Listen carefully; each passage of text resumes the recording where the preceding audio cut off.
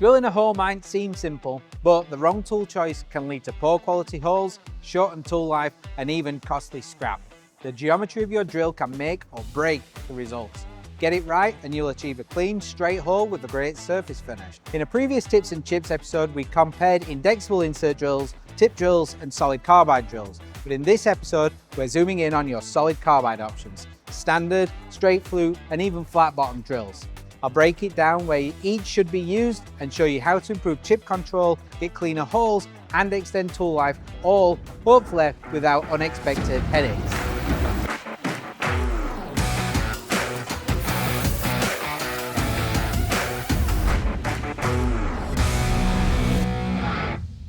So before we dive into when to pick a standard, straight flute or flat bottom drill, let's first take a closer look at why drill geometry matters so much. Here's the thing, drill geometry is more than just an angled tip and a helix. It's the chiseled edge, the web thickness, the number of margins and their thickness, and also the coating all working together to create a chip.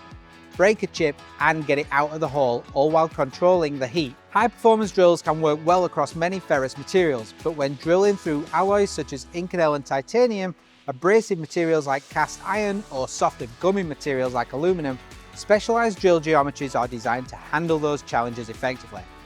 Choosing geometry matched to the material gives you a big advantage when working with tool life, performance, and reducing chipping, chatter, and wandering of holes, as well as overheating. When choosing the right geometry drill for this application, consider these three things. The material: is it hard, is it soft, is it gummy or heat resistant? The hole itself: is it a through hole, is it a blind hole, or on an angled or radius surface breaking through into another hole? The next process: is the hole finished with the drill or does it need further machining such as reaming? Does it need tapping or counterboring? Now that we've covered why geometry is critical, let's start with the baseline. Standard twist drills, the everyday workhorses of drilling, but like any tool, they do have limitations. Standard twist drills usually come with tip angles of 118 or 135 to 145 degrees. These are most common because they self-center well, run faster, clear chips easily, and can drill holes in a wide range of materials all day. But what if you want to create an angled hole or drill on a cast surface or into a radius? Or you need a cross hole or a flat bottom hole, a counterbore, or open up an existing hole? Running an angled tip drill here is going to cause you problems with wandering, skipping, and poor hole quality, along with premature wear and damage. This is where a flat bottom drill comes in. Flat bottom drills do what a regular drill can't handle. They handle these tricky applications because of the end geometry of the tool. Instead of an angled tip, they've got a flat surface that bites in the material and starts cutting the instant it connects, where an angled tip drill would slip, causing out of round holes, or if feeding aggressively, snap the drill. So what are a few real-world examples of when to use a flat bottom drill? In aerospace, you may need to open up an existing set of flange holes from an earlier operation. Using a flat bottom drill instead of an end mill here will make holes far quicker. In the mold and die industry, you may need to drill into a curved surface or use a flat bottom drill to drill a hole for location pins. In the power generation or automotive industry, you may need to have intersecting holes that require a high level of accuracy. A flat bottom drill will cleanly break through into an existing hole without damaging the corners of the tool or creating difficult to remove burrs from the part. Let's talk about other specialty tools that often get overlooked: straight fluted drills. Most of the time we default to a helix flute drill because they are effective at evacuating chips, reducing thrust, making high-speed drilling easier. But there are real situations where straight flutes can offer advantages, especially in high-hardened materials or very soft gummy materials and thin-walled parts. Straight flute drills excel when you're drilling into abrasive materials like cast iron, glass-filled composites, or materials with high elements such as silica or molybdenum. You need to minimize tool deflection, especially in short hole drilling. You're working with thin-walled components where a twist drill might lift the part or distort the hole, or when drilling materials with a high hardness above 55 Rockwell. Because there's no helix, straight flute drills are very tough, lending themselves to machining hard, brittle materials very well, reducing the risk of cracking or chipping the material during drilling. And for burr control, straight flute drills can create cleaner entry and exit holes in some applications. They shear material more like an end mill, which reduces the outward push that causes burrs on the hole's edge. The main trade-off, well, Chip evacuation isn't as efficient as it is with a twist drill, so stick to shallow holes and use them in materials that easily like to chip. Unlike twist drills, you've not got that helix to help carry the chips out of the hole, so you need to rely on forming small chips that can be easily evacuated during cutting or by coolant or air at the end of the cycle. So while it's not your everyday drill, when a hole quality matters more than the speed, a straight flute drill might be your best move. Let's take a moment to talk about how different drills perform in the same material using titanium 6Al4V as an example. For this heat-resistant alloy, a good starting point with a standard 2-flute coolant through drill with a single margin design would be around 168 surface feet and 7 thou inch per rev, which works out to about 9 inches per minute on a 1/2 inch diameter drill. The single margin design helps reduce friction and heat buildup, and the coolant through design is critical for flushing out chips and keeping the cutting edge alive in this material. Now, if you switch to a flat bottom drill in that same material, you'll see a much higher cutting force. To manage this, you typically need to reduce your parameters closer to around 128 surface feet per minute and around 5 thou inch per rev, or equaling about 5 inches per minute. That's nearly a 45% reduction compared to a standard twist drill, but it prevents chatter, protects the corners, and gives you the accuracy needed for the applications like intersecting holes.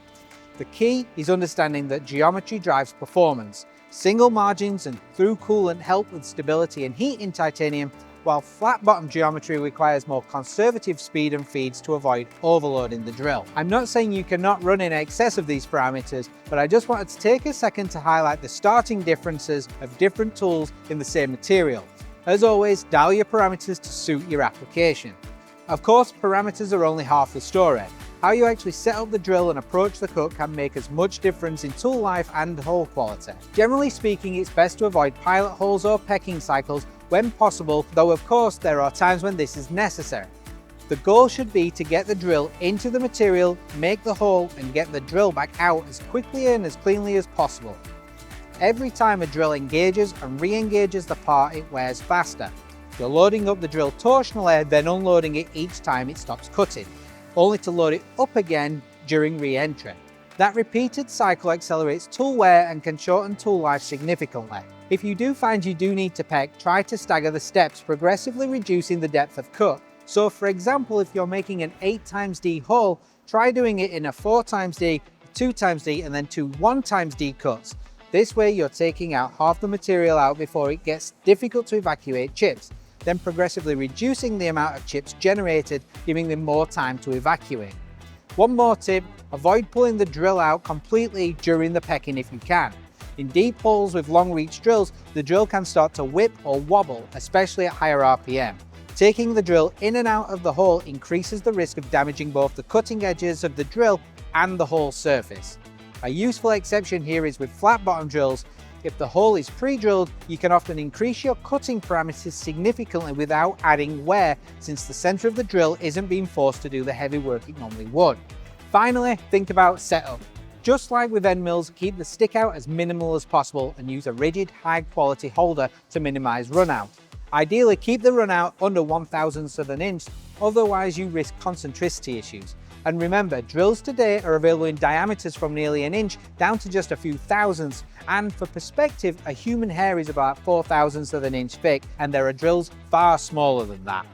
Even with the right setup, the biggest factor in drill performance is what happens inside the hole, how the chips and the coolant and the heat are managed. More often than not, a drill will fail due to one of several issues. Poor chip evacuation can cause the chips to jam and break the drill. Poor coolant delivery or excessive speed can cause the drill to overheat, breaking down the coating and then the carbide substrate. Incorrect feed rates will cause built-up edge, specifically in softer materials like aluminum or copper, which will increase the load on the drills, causing them to fail. A lot of modern drill lines offer through coolant capability, delivering the coolant right to the cutting edge. This helps control the temperature, provides lubrication, and improves chip evacuation. In practice, you'll usually find through coolant drills are available in lengths starting at around 3xD and extending out to 12xD or more once you're above an 1/8 of an inch in diameter. And don't forget, through coolant technology is also available in very small diameters, sometimes down to around 1 mil or 40,000th of an inch, making it practical for both deep holes and fine feature work. If you're having issues with exit burrs, try adjusting the feed rate for that last 1x(d) of the cut. Halving the feed rate will reduce the thrust on the drill and reduce the possibility of the drill pushing its way out of the hole rather than cutting. This generally eliminates exit burrs. If you start seeing exit burrs after the drill has been running for a while, you're likely coming to the end of the drill's life. As always, don't forget about coatings. The coating you choose should be matched to the material you're cutting and the problems you're trying to solve. For aluminum, either run uncoated or use a low friction coating like TIB2 based options. These coatings are thin, hard and slick, which helps control built-up edge by keeping the tool sharp and effective at shearing material. If you're cutting materials like titanium, steels or other heat-resistant superalloys, go with a heat and wear-resistant coatings such as TIALN or ALTIM variant. These boost wear resistance, help fight flank wear and tip damage, and also protect the cutting edge when the heat builds up. The bottom line, pairing the right drill geometry with the right coating not only extends tool life, but it also improves the performance and reduces costs overall in the long run. Let's start wrapping this up with a few final takeaways. Standard drills are great for straight through holes, deeper holes and simple setups. Flat bottom drills are great for angled faces, radiuses, cross holes, clean cuts and counterbores. That's where they shine. Match your drill for the material. Don't forget to focus on your feeds, speeds, holder and sticker. You'll save tools and time. Thanks for joining us today on Tips and Chips. If you found this video helpful, please like, subscribe and hit that notification bell. Got any questions or tips you'd like to share? Leave a comment below as we'd love to hear from you. If you need any help, please visit the links in the description for more resources. And as always, keep those chips flying.